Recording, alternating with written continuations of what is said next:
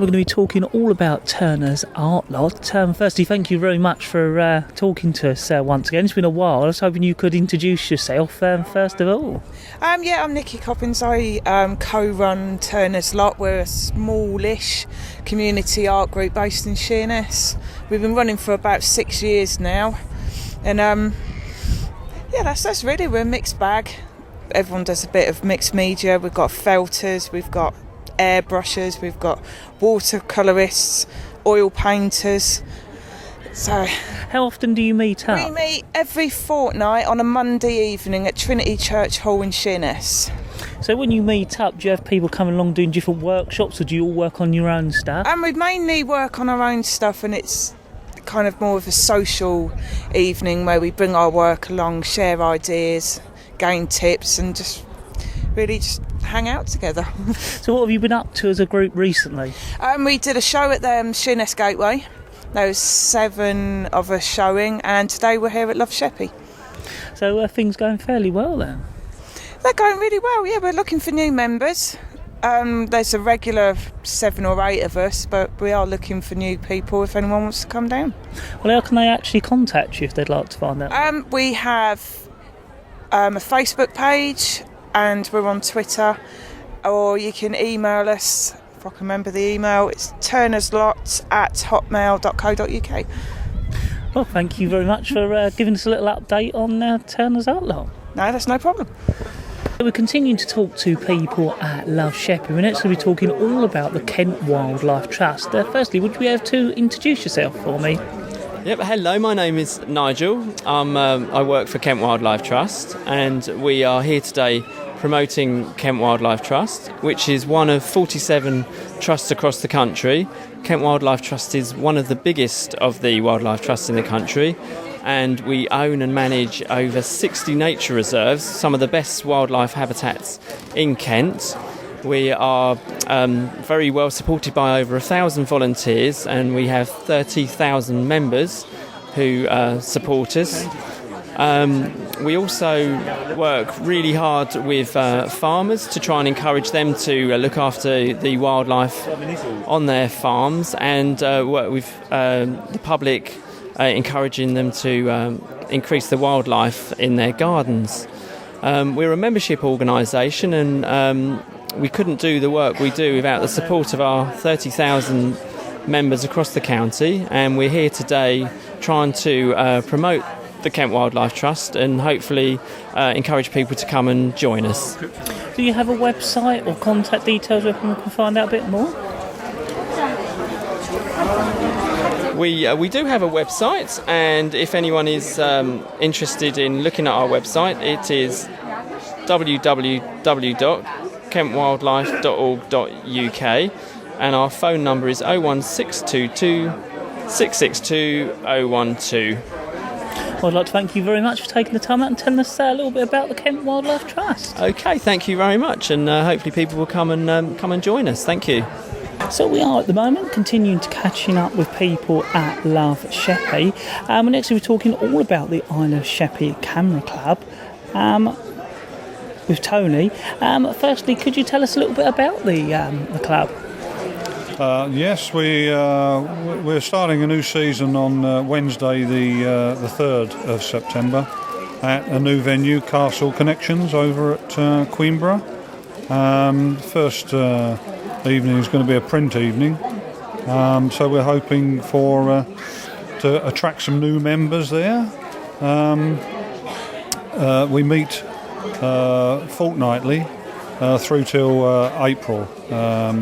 So, as I say, we're looking for new members, and hopefully we'll get a few from the Queenborough sort of Rushington area. We alternate prints and digital images, projected digital images, and quite a few of our evenings we have competitions.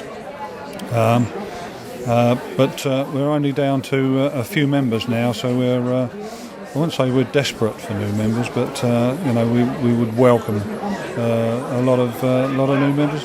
We give we don't actually give tuition, but at the same time, there's enough experience in the club to to give people advice if they've got problems with a camera or photography in general. So there's plenty of advice to be given there. So it's a great chance for everybody to share their knowledge and learn together rather than sort of someone teaching them how they should do it. Well, that's right, yeah. What we normally do, the first part of the evening, is we put up the images, whether it's print or digital, and then we mark them, have a cup of tea, and then second half we talk about the images. So effectively either pull them to pieces or praise them to hell, yeah. But it's that interaction, because everyone's got a different opinion about an image. Spiders, for instance, some people like spiders, others don't. Some people, cringe at the sight of a spider, even the picture. But you've got to look at the picture on merit and its quality. So, most of our competitions are. There are no themes. The competitions are open to any subject, landscape, portrait, whatever. So there's something for everybody, really. So have you got any exhibitions coming up? Yes, we've got a forthcoming print exhibition at the Sheerness Gateway from the 6th of September to the 11th of October. Again, that will be a wide-ranging subject matter. And it's our annual. I think this is our 4th year. So that's going to be quite an event. Be 31 images all together, and quite a wide range of subject matter. And is that a mixture of digital prints from, I assume, high quality printers and actual traditional photography prints? Very few of our members actually print a la film. Virtually everything is digital now. Either they print on their own printers or send away to a mail order and get their prints that way. It's quite inexpensive, actually. It probably costs more for postage than it does for an A3 image. But virtually all of the prints will be digitally printed. And as I say, quite a wide range of subjects. Well, I'd like to thank you very much for taking the time out to tell us a little bit about the club. No problem at all. And as I say, we hope for a few more members. Thank you. So we're next going to be talking to Julian. We're going to be catching up with her, because the last time we spoke we were at the Gatehouse Museum and you were just kind of starting your timeline mural, I think. Yeah, we were. Yes, we did. And you went up onto the roof as well, didn't you, Daniel? Yeah, it was a really nice day. It's moved on considerably, obviously, since I last saw you. We're actually, Anna and I are just bringing together the final bits now together. Just touching finishes, really, and all the little artefacts boxes have all been done now, so it's all systems go, really. And very nervous, of course, the opening to the show. So, it went well. It was a very challenging job. Obviously, a 12th century stairwell and spiral, so not a lot of room to work on, really. No, but quite a big space. I remember thinking that's a lot to cover, actually. Yes, it was a big area, and but there was so much history on the island. Believe it or not, I went through with obviously the people that curate the museum.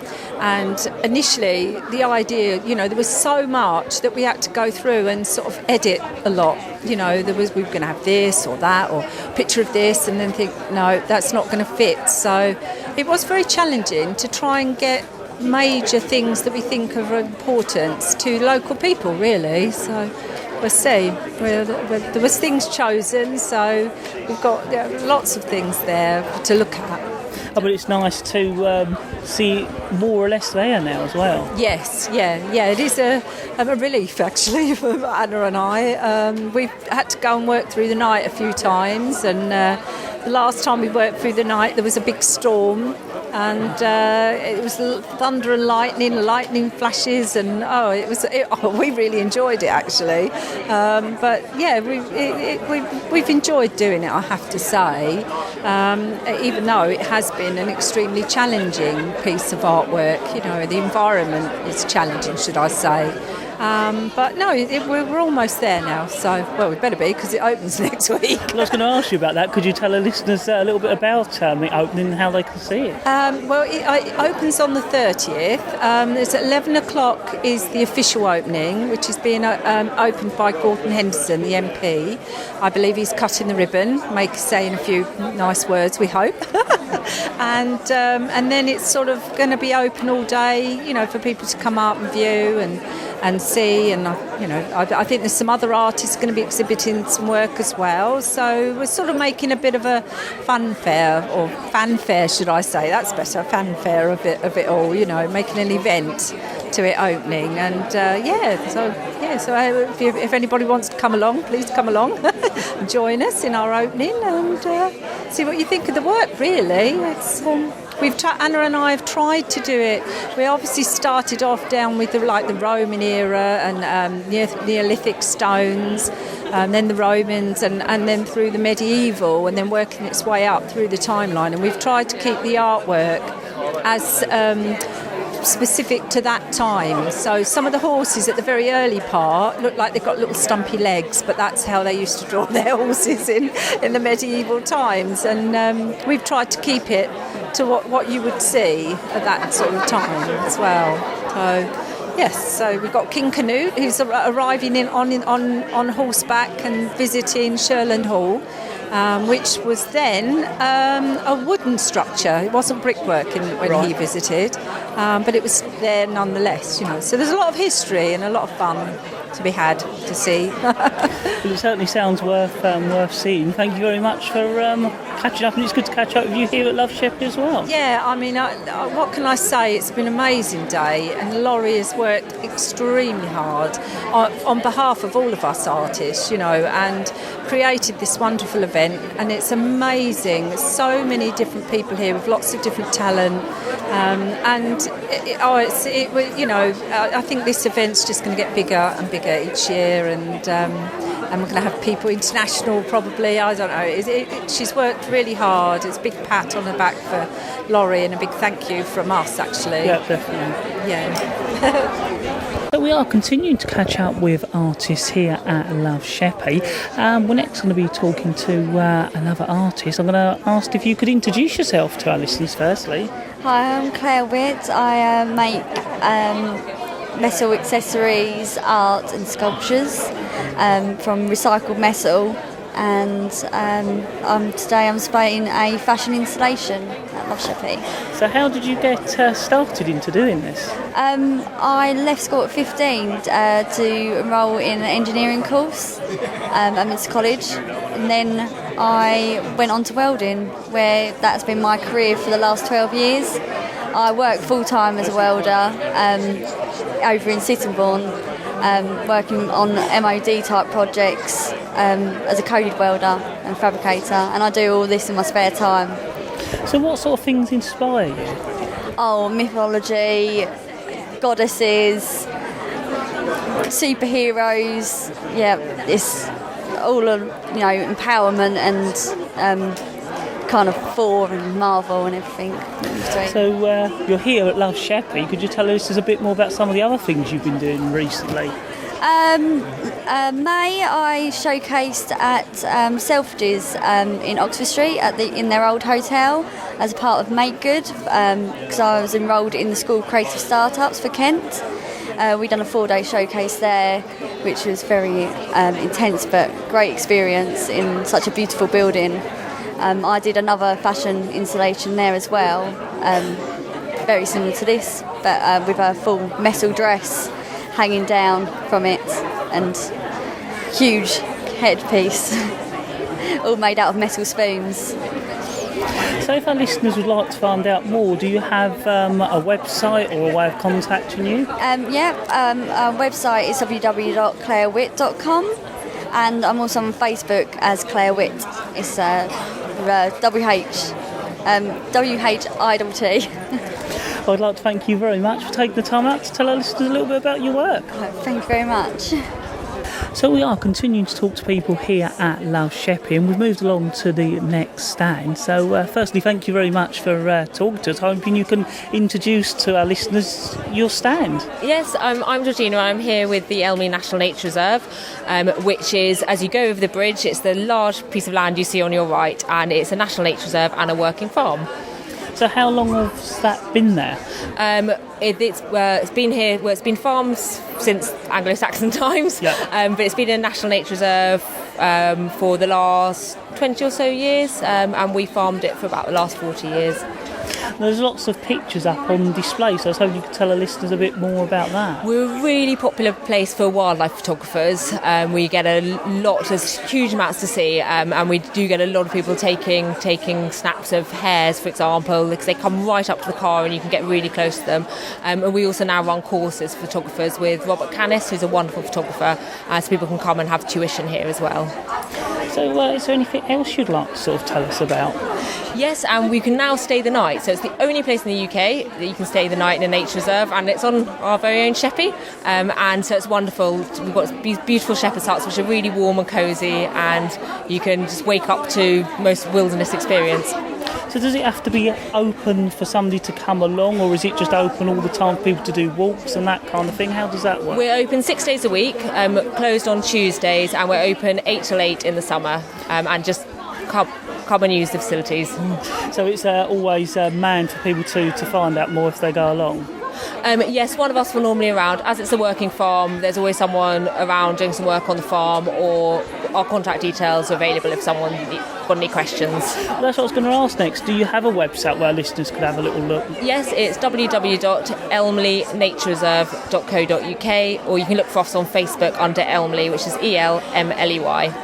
Well, thank you very much for taking the time out to talk to us. Thank you. Nice to meet you. We are continuing to go around. We're talking to different artists here at Love Sheppey. We've stopped at the next stand. Firstly, thank you very much for talking to us. I was hoping you could introduce yourself to our listeners firstly. My name's Georgia Wyver. I'm a felt maker and I live in Minster. Okay. How did you get started in making felt? Originally, I was inspired by an exhibition I saw about 1984, something like that. And for a long time, I wasn't able to find anyone to teach me.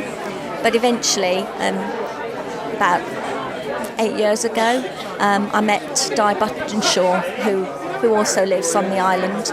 And she taught me how to make felt. And I've been doing it since. So what is actually involved in making felt? It's a simple process, really, and it involves wool fleece, which is just in the form of fluff, and soap and water, and a fair bit of manual labour. But you can incorporate all sorts of other things into it. You can add pieces of lace or silk fibres to make it shiny, all sorts of things. And you can make it into flat forms or three-dimensional forms. It's very versatile. Well, it looks almost quite strong, because you think it's felt of being quite soft, but some of the pieces here, I mean, there's like a almost very tall vase shape that, you wouldn't think felt necessarily being able to do that. No, it depends partly on the type of wool that you use, but mainly on the quantity and the amount that you work it. And the harder you work it, the firmer it will become, and the more it will stand on its own. Well, thank you very much for taking the time out to talk to us. You're very welcome. Have a good day. Thanks.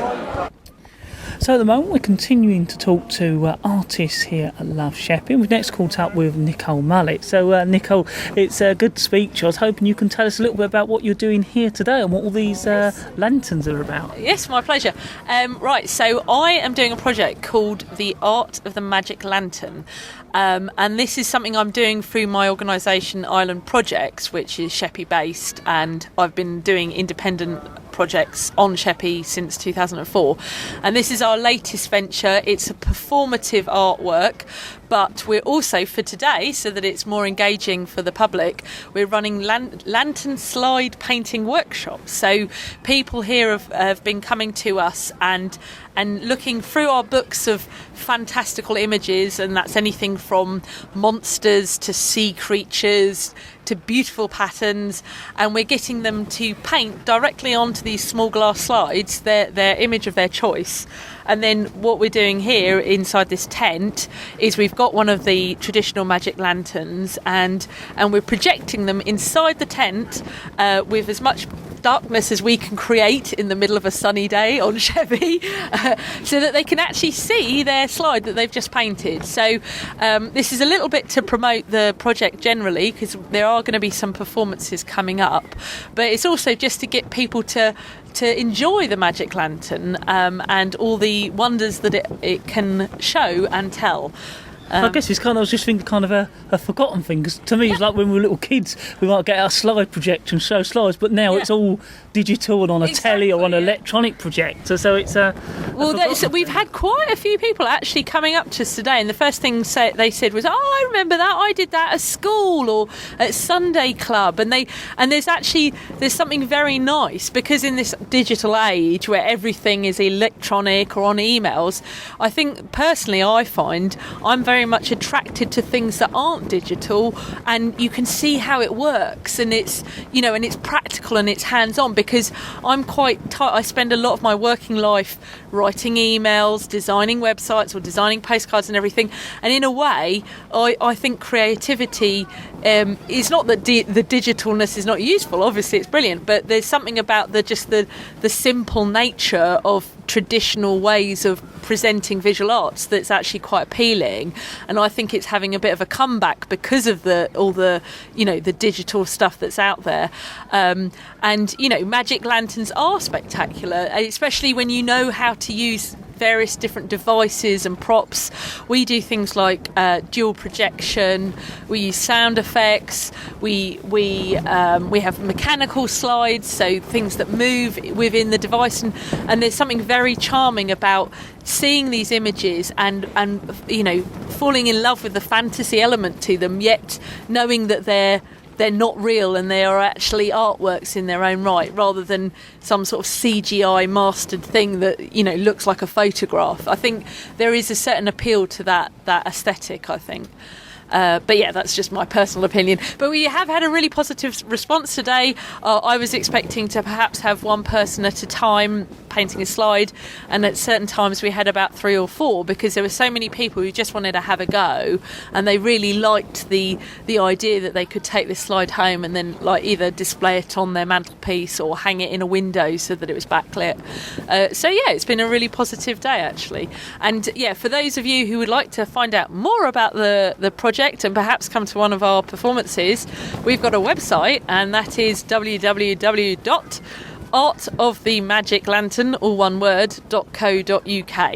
But you can actually find the link to that website on my website if you go to my name, which is quite easy to Google. So yeah, that's it. If you would like to come, the performances are all free, mostly in the evening, but they are for families as well as adults. It's not specifically designed for children, but it's very appealing to them because obviously all the monsters and the fantastical stories, but it's also actually for an adult audience, and there's a lot of comedy and historical knowledge within them. So there you go, that's the project. Thank you, Daniel. No, thanks as always for letting us know how you're getting on. Cheers. All right, speak to you soon.